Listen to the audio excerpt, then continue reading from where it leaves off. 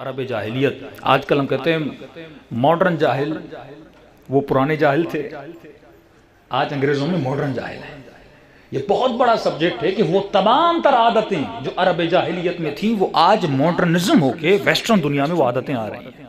مثال کے طور پہ عربوں میں کئی قسم کے نکاح تھے۔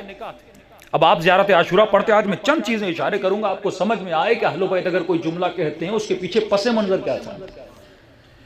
مثلا لیاذ باللہ یہ جاہلیت کی بات ہے، وہ کرتے تھے 7-8 قسم کے ان کے پاس نکاح تھے۔ مرد کا مرد سے نکاح، عورت کا عورت سے نکاح، کئی لوگوں کا ایک بندے سے نکاح۔ اگر 100 بیویاں ہوتی تھیں، یا آج لوگ کہتے ہیں اسلام نے 4 کی اجازت کیوں دی؟ عرب اس پہ ناراض تھے کہ جو 100 بیویاں رکھتے تھے اسلام نے 4 کیوں کر دیا؟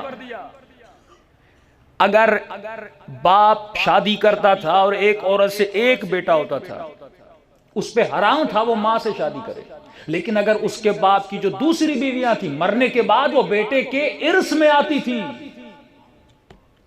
وہ اس کے لیے حلال تھیں، اس کو بھی نکاح کہتے تھے۔ 7 قسم کے نکاح ہیں جو میں گنوا سکتا ہوں جو عرب جاہلیت میں، وہ سارے نکاح آج کہاں جا رہے ہیں؟ لفظ نکاح ہے یعنی حلال تھے، برا نہیں سمجھا جاتا تھا۔ اب تاریخ کی ایسی شخصیات میں نام نہیں لے سکتا، شاید توہین صحابہ کا پرچہ کٹ جائے، لیکن یہ تاریخ طبری، طبقات ابن سعد، یہ تمام تر کتابوں میں لکھے ہوئے ہیں کہ عمر ابن عاص کا آپ تاریخ سے پڑھ لیں۔ فقر اور خود طبری اپنی زمخشری اپنی کتاب میں لکھتا ہے کہ فلاں صاحب کے 4 بزرگوار باپ تھے۔